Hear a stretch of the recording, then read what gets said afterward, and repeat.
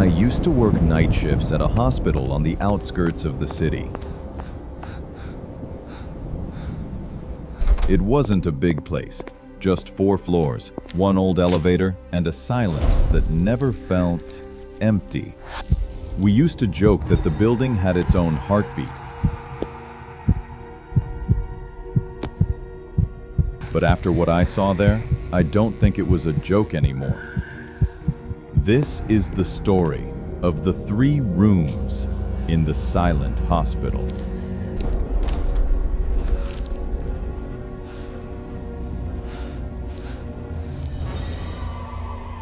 The first story happened on a stormy night.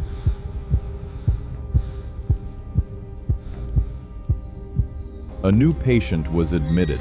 A woman in her 40s, found unconscious near an abandoned church. Her name was Clara. When the nurse checked her vitals, the machines blinked fine, but something felt off. Every time someone left the room, the heart monitor sped up. When they came back, it slowed down again. I was doing my rounds when I heard something, a faint breathing sound. Not from her, but from under the bed.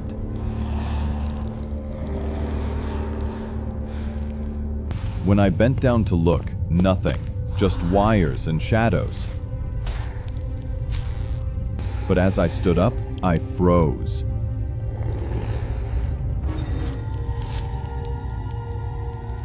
The pillow on her bed moved, like someone invisible was resting their head on it. Then, the heart monitor flatlined. I ran for help. When we came back with the doctor, the bed was empty. Clara was gone. The only thing left was a wet handprint on the window, from the inside. They sealed the room that night, but every once in a while, when the wind hits the glass, you can still hear slow, steady breathing from under that empty bed. The second story isn't mine. It's from an old janitor named Miguel. He told me he'd seen something in room 304 years ago, back when the hospital was still under renovation. There used to be a nurse named Lydia. Sweet, polite, worked double shifts all the time.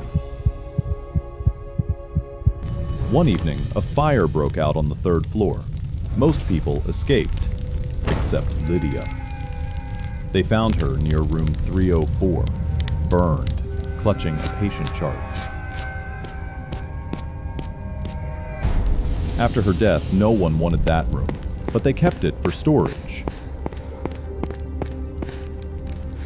And one night, Miguel went in to clean.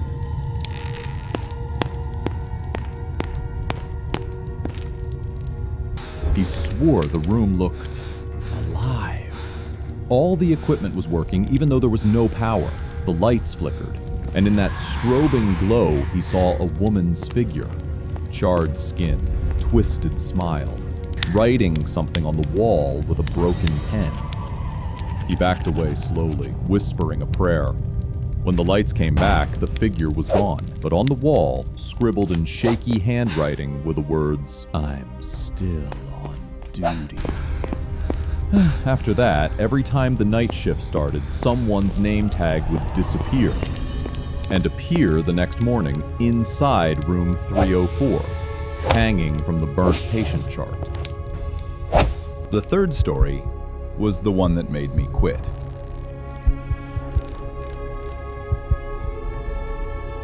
A guy named Ethan was brought in after a car accident. Broken ribs, mild concussion, but he was fine. He had one weird habit though. He kept recording everything on his phone. He said, "I just want to see what happens while I'm asleep." The next morning, he looked pale. He said, "Something's wrong. Someone came into my room last night." We checked the security footage. No one had entered.